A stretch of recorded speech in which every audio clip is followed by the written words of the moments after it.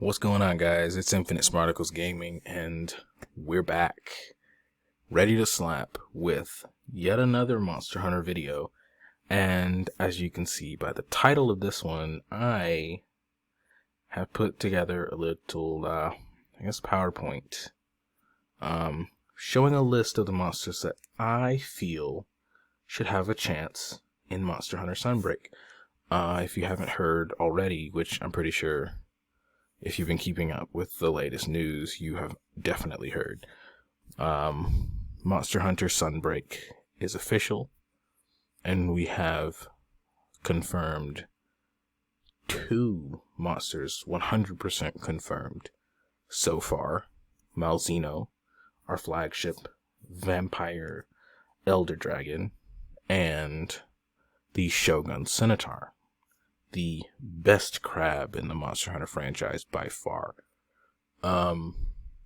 But with the revealing of the Shogun Centaur, a lot of people begin to think in the community that the negative status effect of bleeding would also make a return with the Centaur.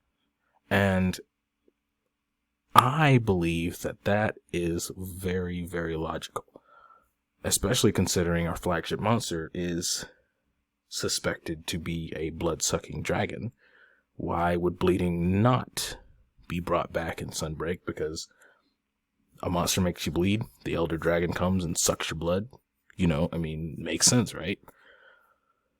So, with that being said, the list that I've put together is of monsters that relate to either the Shogun Centaur and the bleeding effect, or they relate to the castle ruins and Malzeno, the flagship elder dragon. I hope I'm saying his name right. And some of the monsters don't relate directly to Sunbreak, but they might relate to something that's already currently in the game that it would be nice to see, an added on benefit of this monster. And then, of course, some of the monsters might just be something that I would like to see. But, of course, they're all related to Monster Hunter Rise in some way or another. But how they're related will be a little bit different. But let's go ahead and get started with the first monster I think should be in Sunbreak. And that monster is the Odogaron. Now, yes, first of all, for me, yes. If I see Odogaron in Monster Hunter Sunbreak, it will be the best moment in the game after finding out that Nargacuga was going to be in there, because, man, do I love this monster. So fast, so agile, so fluid with his movements, and, of course, as you can plainly see from those double claw things he's got going on there, he causes bleeding, which would relate him to the Shogun Centaur in that aspect, as they both cause bleeding. And considering how Odogaron looks,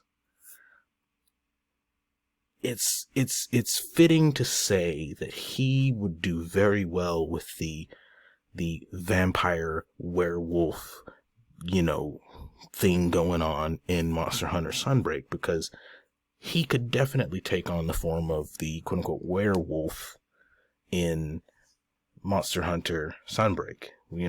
He's a red wolf dog monster with, double claws, and, he's evil looking.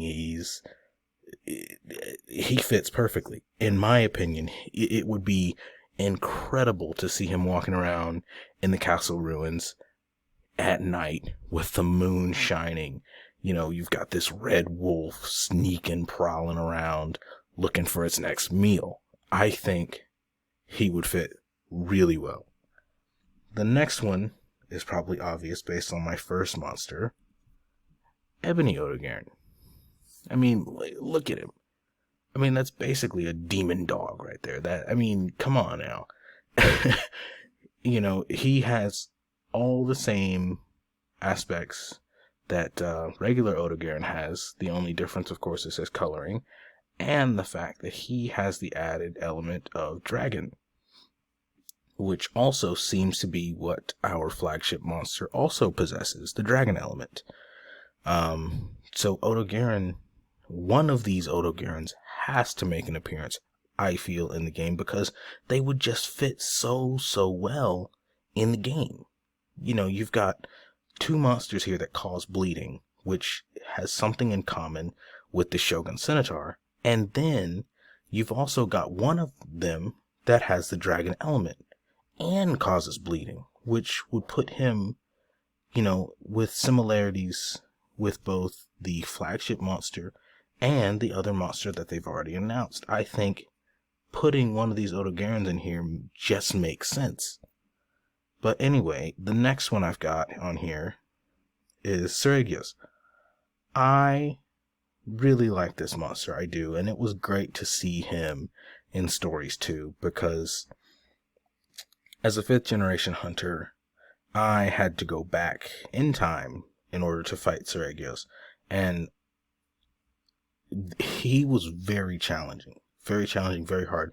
I loved how he fought against me. He didn't really land on the ground too much. He stayed in the air a lot. He attacked with his claws. He attacked with his scales, and of course, he made me bleed. So that is, again, a similarity Stygian has with the Shogun Scimitar, is that he can initiate the bleed status effect. I think it would be really cool, a monster like Stygian and the fighting style that he has. I think he would fit really well with our wirebug system in Rise right now, because, we could get in the air and fight him up there a little bit, jump around with him. I think it would be nice. And the second and third point that I have on here is, he hasn't been seen in any of the 5th generation main series. Of course, we see him in Stories 2. And also, he wouldn't really fit so well in the Castle Ruins map. I don't think he would anyway, but I do see him fitting very well in the Sandy Plains. Because when I think of Stygian, because most of the time when I fought him, I was fighting him in a desert region. Of course, I know in Stories 2, he's in a forest region, usually, prowling around. But in the main series, I usually was fighting him in a deserty region. So I feel that he would fit very well in the Sandy Plains. And I think, using his fighting style from Monster Hunter Generations Ultimate and putting it into Rise in the Sandy Plains would make for really fun time on that map. I already love fighting in the Sandy Plains. The music's great anyway. Adding Stygian on Master Rank difficulty would be absolutely awesome. Next monster is Val Hazak. Now, I know I can't possibly be the only one that thinks Val Hazak would fit really well with the theme that people seem to think they're going for with Sunbreak. You've got, Malzeno, who seems to be very vampire-y, and I've already mentioned Odogaron, which I think would be a perfect werewolf type monster. Val Hazak could be the zombie type monster. They had the crossover in World that, turned your hunter basically into a zombie when you fought Val Hazak anyway. So, I think he would just be a perfect copy and paste basically from World into Rise. You add a second Elder Dragon because when they brought the update with Teostra, Kushi, and Camellios, those three came together, and I think with Malzeno, you could add Val Hazak, and I've actually got another Elder Dragon that I'm going to mention in a second that could be the third Elder Dragon in like a little triumvirate that comes in with Sunbreak. But yeah, I don't have much else to say besides the fact that he would fit really well with the theme that people seem to think they're going with. Also, his effluvium attack would be really cool to see, and I also think it would fit really well with the theme, even though it's not blood, of course, but I still think him sucking your life force out of you I think that fits really well. I think they could tie that in some kind of way. Next is the Stygian Zinogre. Now, I know this seems a bit far-fetched, and it might be, considering we already have 2 Zinogres in the game, but I had to put him in here. Why? Because he oozes with the dragon element. And again, as I've already mentioned, our flagship monster also uses the dragon element. And there aren't that many monsters in Rise with the dragon element. You know, we've got Ibushi, and Kushala shows a few signs of using the dragon element, but to my knowledge, and I'm not currently sitting in front of anything that would give me the information, but the Ibushi really seems to be the only one that has an active dragon element on him. Because I know out of the greatsword tree, there's only like 2 or 3 weapons that have the dragon element. So I would be led to believe that with Sunbreak, they're also going to put a few more dragon elemental monsters in the game to give us some more, dragon element action. And Stygian Zinogre, while there's already 2 Zinogres in the game, would be a perfect monster for that. Again, what I'm picturing here is I'm seeing the picture that I've got on the screen, and then I'm seeing the Stygian Zinogre prowling around at night in the castle ruins, the Dracophage bugs flying off of him. He's just walking real slow, menacing, all Zinogre-like. I think he would fit brilliantly in the castle ruins. And of course, we know that the Zinogre goes to other areas besides just, the shrine ruins. He goes to the shrine ruins, he goes to the flooded forest for sure. So if they were to add the Stygian Zinogre, that's 3 maps that he could potentially be a part of. He wouldn't just be limited to the castle ruins. He could be put in the other maps that we see the other Zinogres in to add some flavor to the fight. And you could also go so far as to give the Zinogre the bleeding status effect, because he's got some pretty nice sized claws on there. You could give him the bleeding status effect if you wanted to.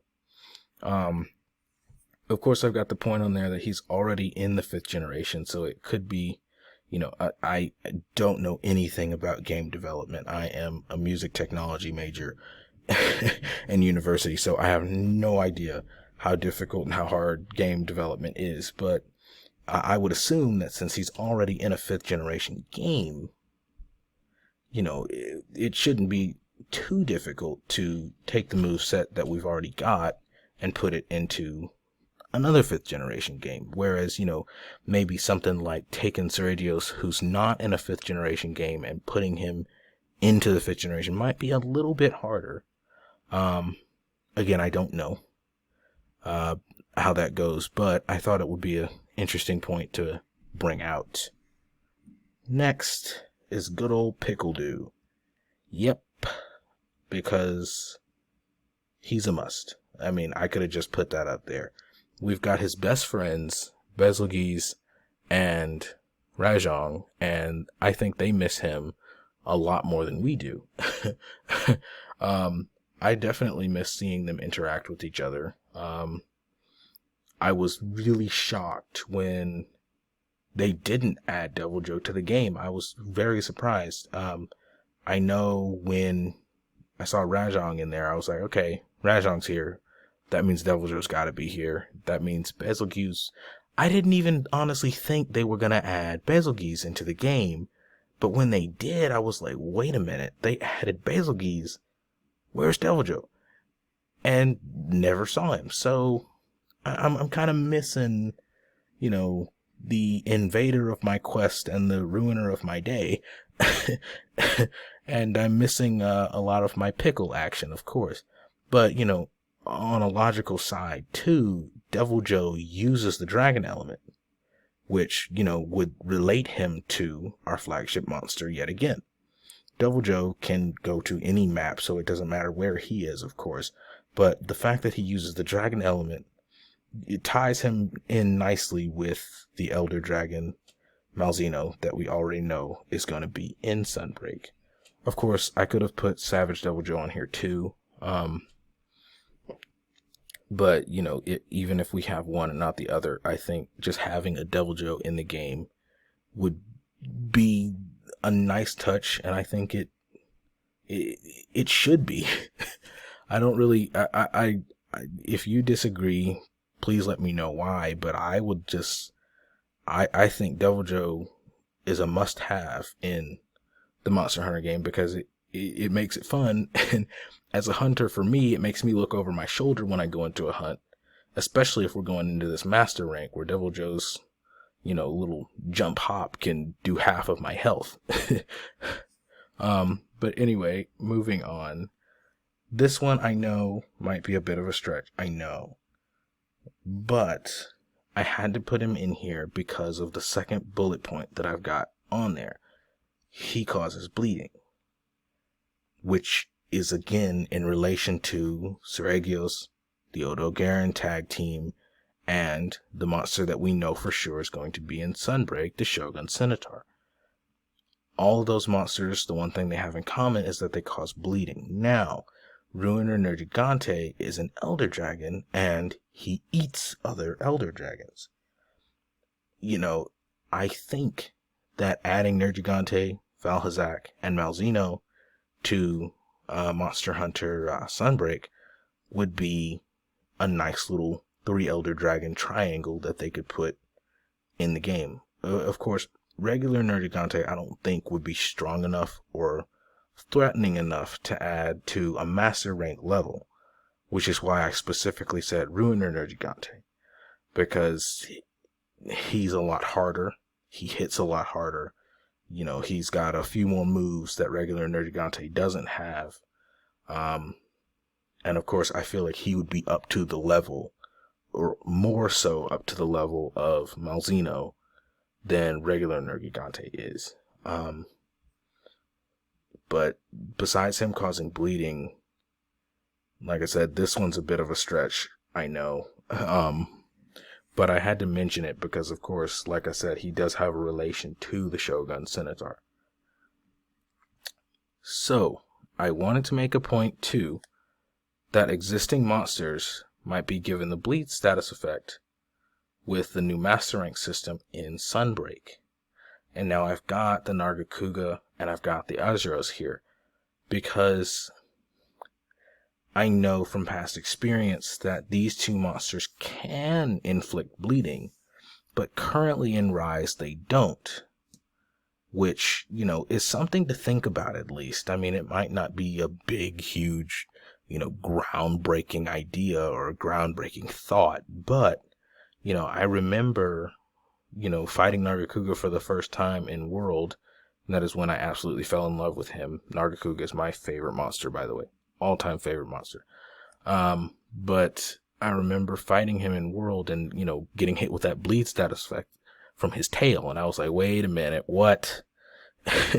You know, and for the Azuros, I'm not sure if regular Azuros actually cause bleeding, but I'm pretty sure that the deviant version of Azuros did cause bleeding.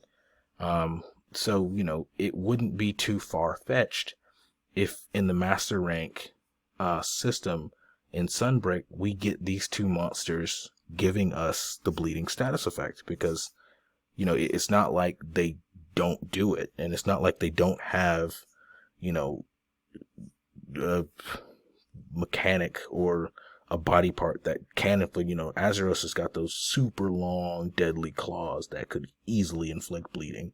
And then Nargacuga, we know, has got that super spiky tail that can also inflict bleeding. And, of course, I know for a fact that Nargacuga has inflicted bleeding in past games. So, like I said, if bleeding does come back in Sunbreak, it wouldn't be too far-fetched of an idea to see current Rise monsters get that bleeding status effect added to their moves.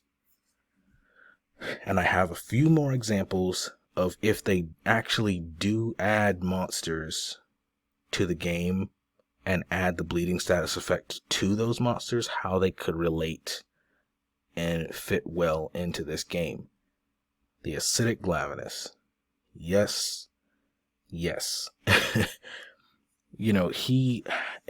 lives in the same habitat that the Odogaron does, that dark, dingy, the death of monster, graveyard of monsters, kind of like vibe. And then, of course, him having a sword for a tail.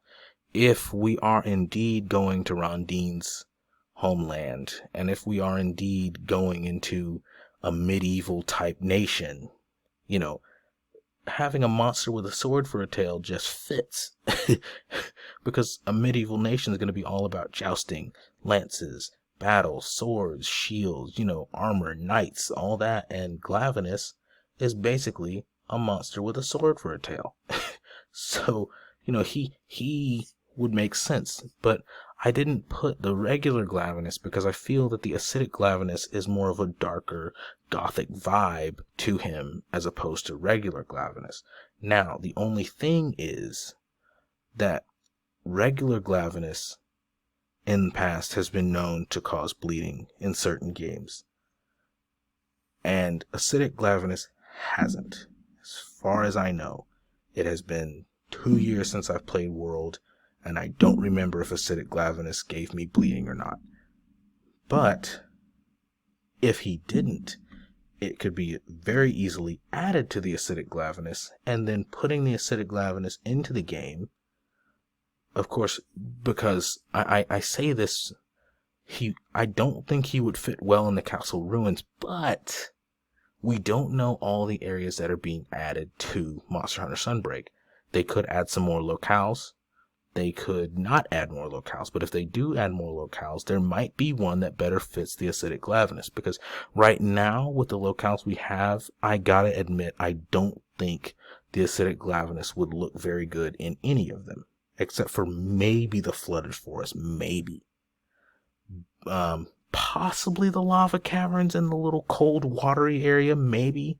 But he wouldn't just look all that pleasing to see. He wouldn't really match up well with the environment. But of course, I had to put him on the table because, if you add the bleed status effect, he could make a nice little addition to the game. Moving on. Now, yes, I know this is a stupid one. I know, but it's a good low tier monster. And as my second point mentions, again, if you were to create a subspecies or variant of the Great Gyros and give it the bleeding status effect, because he's got long fangs anyway, he could be a little vampire monster that we fight at the beginning, to get used to the new area in Sunbreak, because I think the Gyros with those red eyes and those long fangs, he could look good in the Castle Ruins too. I think the Great Gyros would look very well in the Castle Ruins. Maybe give him a red color, or maybe like a dark bluish, purplish color, and give him bleeding instead of paralysis, or give him bleeding on top of paralysis. And, all of a sudden, bam, the Great Gyros would fit very well into, this theme that seems to be going on with Sunbreak. But like I said, I don't have much to mention on him, but I just think that if they were to add bleeding to the Great Gyros, it would turn him from a monster that would not relate at all to this game to a monster that would fit very well at the very early stages of Sunbreak. Now, the next monsters I have, you'll see, aren't related directly to the Shogun Centaur and Malzeno, but they have a relation to Rise. The Agnaktor. I think the Agnaktor, we all know, needs to most definitely make a return to the main series because the babies are in the game right now. The Araktars are there. They're in the lava caverns. This is my third favorite Leviathan. I know that sounds really specific, but I love the Leviathans more than any other group of monsters. And it would just be so good to see him in Rise, as opposed to that stinking lava seal for sure. But I will hold back my negative Piscine comments for later on. But Agnaktor would be great to see. Of course, the babies are already there, so it would be a great monster to add to a current Rise map with the new Sunbreak expansion, because he wouldn't really fit in the castle ruins, but he would definitely fit on one of the older maps. And the next few monsters, of course, are going to be like that. And I like to make the comparison between World and Iceborne. When Iceborne dropped, we know we had new monsters like Barioth that were made specifically for the Hoarfrost Reach. Velkhana that was made specifically for the Hoarfrost Reach. But we also had, Nargacuga, we had Tigrex, we had Bambaro that were made for more than just the Hoarfrost Reach. Bambaro was in the Hoarfrost Reach, but Bambaro also traveled to the other areas as well. Nargacuga we saw in the Ancient Forest. Tigrex we saw in the Rotten Vale. So I think that they will also add monsters. Of course, the Shogun Centaur we saw was in the Flooded Forest with the Royal Ludrath. So that shows proof that we will get monsters that we don't have in Rise currently that'll be shown on our current Rise maps. And the Agnaktor fits the bill perfectly. So also does the Zamtrios. Considering the Zamites, the little babies, are in Rise currently, the Zamtrios also would fit well, and I think a lot of people love him anyway. He's a fun fight. He's an absolutely awesome monster. The brilliant frog shark idea is amazing, and it'd be great to see him in the game, because had I not played Monster Hunter Generations Ultimate and Monster Hunter Stories, I would have no idea what a Zamtrios is. The Tetsucabra, now this one's I gotta sit on for a minute, because Master freaking Hojo. There are no baby Tetsucabras. There are no Tetsucabras whatsoever in any of the ecosystems we travel to in Rise at all. The only Tetsucabra we see is the one that Master Hojo sits on. I have said this before, and I will say it again. Where in the world did Master Hojo get that frog from? That is a huge question of mine, because if we don't have Tetsucabras in any of the ecosystems we visit, from the Flooded Forest to the Shrine Ruins to the Sandy Plains, where did he get it from? Did Rondine bring it from her homeland as like a gift to Kimura Village? I mean, that's a thought. That's the only one that I have, because it's either that or Master Hojo has a secret deal with the riders and he has found a Tetsucabra egg from a rider village and has hatched it. Or Master Hojo is a rider himself. I mean, because if we don't see Tetsucabras in Sunbreak, we're going to have to start asking Master Hojo some serious questions, because we will need some answers. But anyway, I think it would be nice to see the Tetsucabra. This is a fun fight as well. It was actually a really interesting fight in Stories too, but I think it would be super fun with the Wirebug system and with 5th generation technology, what they can do with him and his tusk, and like making big walls of rocks and him digging around and using the rocks to attack. I think it would be really nice to see what they could do with him. Now, Gravios / Black Gravios. Now, I know I've got the Black Gravios as a picture here. That's just because I prefer the Black Gravios. I love the red-black color scheme that Black Gravios has. But there's no huge difference between them besides their color and Black Gravios has a little bit more control over the fire, the beam that he has. And Black Gravios is a little bit more aggressive, but other than that, they're basically the same thing. Of course, I have experience fighting both from Monster Hunter Freedom as I continue on my journey through that game right now. But, we've got baby Basarios in the game, and we don't have the adult version. And this is a topic that a lot of people in the community have talked about, all of these monsters that have their baby versions, but not their adult versions. And Gravios is just another one. It'd be great to see him. We've got the lava caverns. Gravios would fit very well in the lava caverns. He wouldn't really need to be added to a new locale. He could be one of those ones that, again, is added to a current locale. But I hope to see Gravios or Black Gravios in Monster Hunter Sunbreak. The Great Jagras. Yep. The very first large monster I fought as a 5th generation hunter, so of course I am a little biased to this. But I think that the Great Jagras, obviously, with the small Jagrases in the game, he could fit in the game because he's already got the teeny tinies there. So, putting him in, at an early stage, right there next to the Great Gyros, would be ideal, and it would be cool to see. He's not the most enjoyable fight for sure, but I have to respect him as my first large monster fight, so I have to pay my respects to the Great Jagras. And the Great Jaggai. Now, I actually have to admit that I have never actually fought this monster in the main series. I hope to be able to finish Monster Hunter Freedom and Freedom 2 so that I can get to Monster Hunter 3 so that I can have a chance to fight the Great Jaggai. But hopefully they will add the Great Jaggai to Monster Hunter Sunbreak, and then I can just fight him in Sunbreak.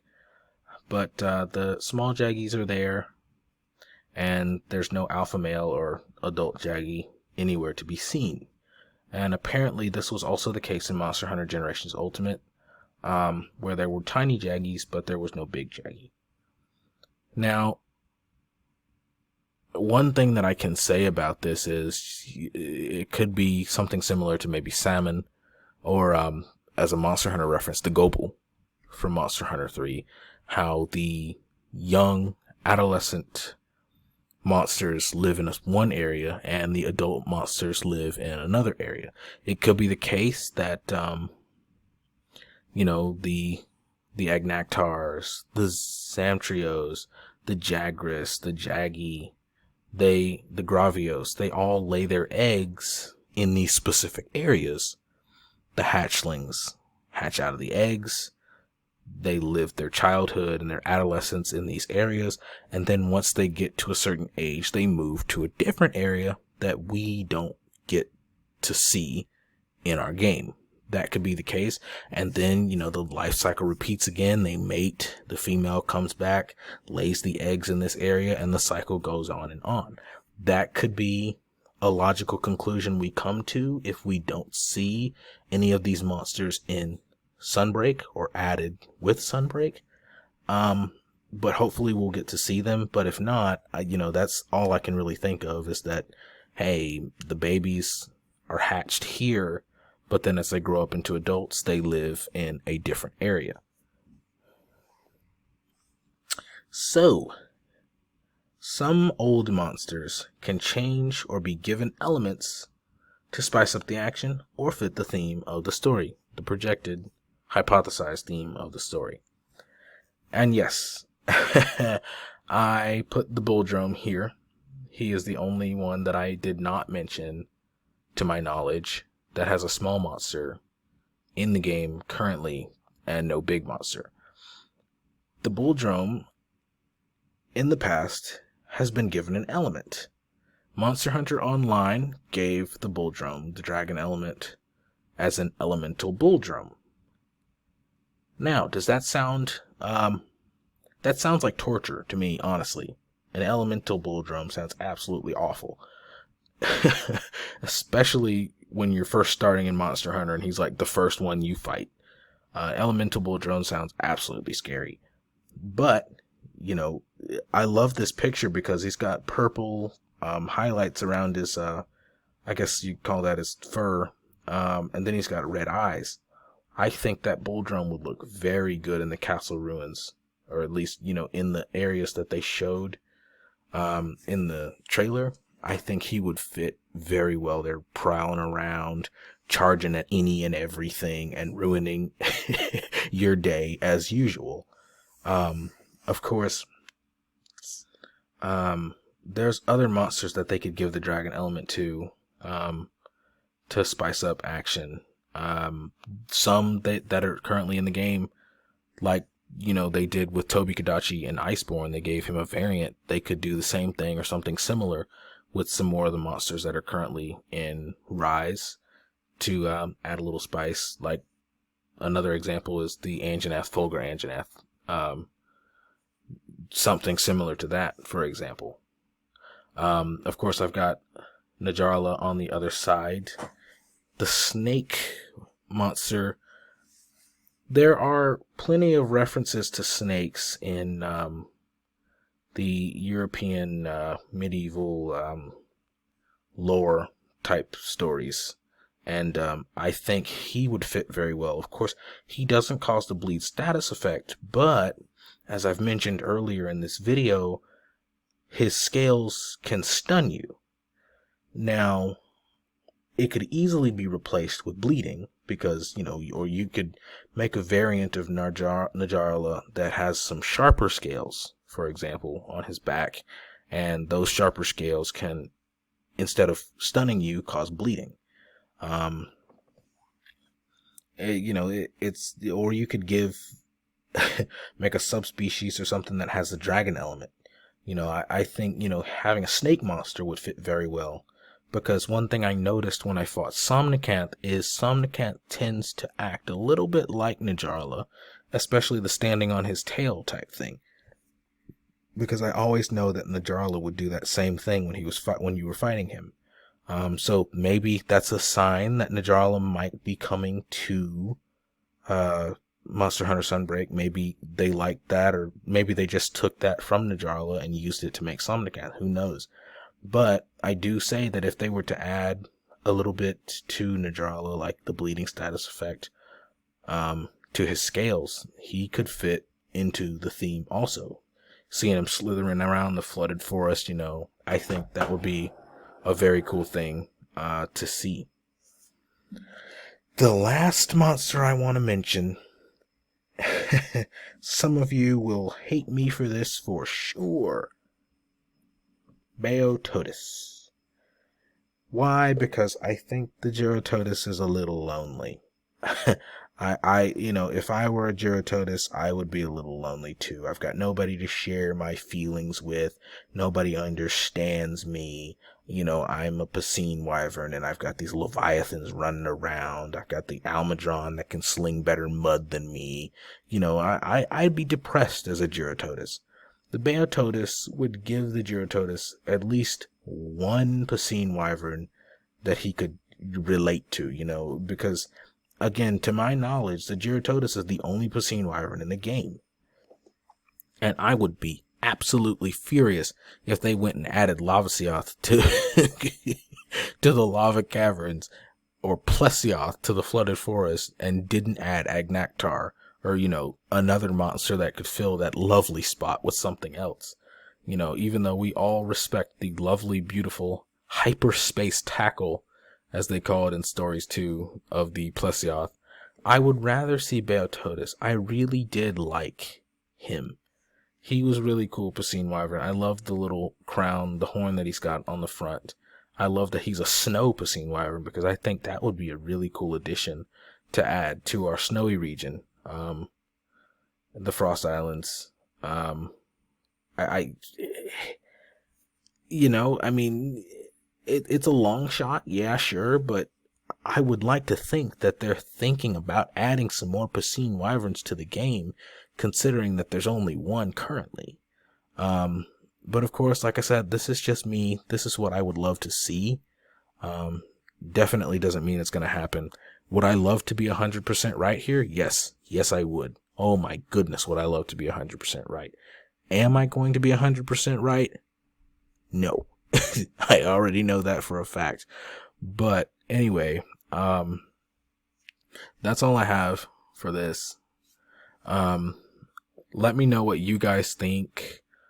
If you guys think there's some certain monsters that you would like to see, or if you think some of the monsters I chose were stupid, let me know, because I know some of them were really long shots. But, you know, are you excited for Sunbreak? Have you seen the Shogun Centaur cutscene that they showed? Let me know. I'd love to have conversation and discussion about Sunbreak in my comments. Consider liking the video if you liked it.